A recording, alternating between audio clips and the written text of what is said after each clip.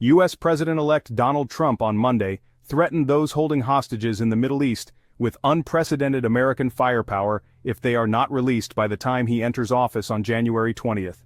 Trump first made a similar threat as a presidential candidate at the Republican National Convention in July, but the latest warning posted on Truth Social came 2 days after Hamas released a propaganda video showing American-Israeli hostage Eden Alexander pleading with the president-elect to secure his release. The statement also came hours after the IDF revealed that another American-Israeli hostage, Omer Nutra, was killed during Hamas's October 7th onslaught, and that his body is being held in Gaza.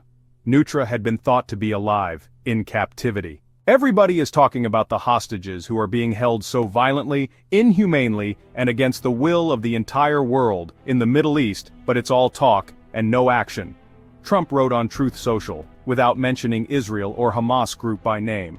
Please let this truth serve to represent that if the hostages are not released prior to January 20th, 2025, the date that I proudly assume office as President of the United States, there will be all hell to pay in the Middle East, and for those in charge who perpetrated these atrocities against humanity, he continued.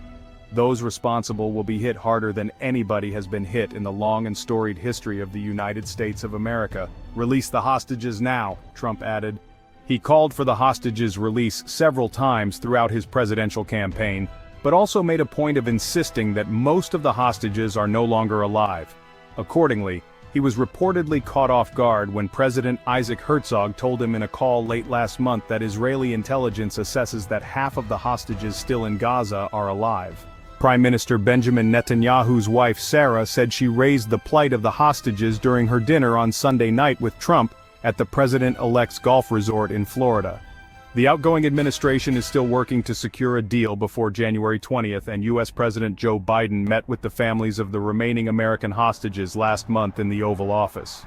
"I don't care if Trump gets all the credit as long as they come back home," Biden told the families during the meeting, according to one of the family members in the room.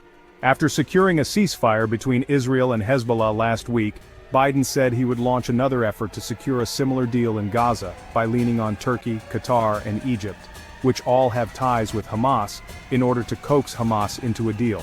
The topic was slated to be discussed when a Hamas delegation held meetings in Cairo on Monday. Don't forget to subscribe to our channel and hit the notification button to stay updated with the latest news.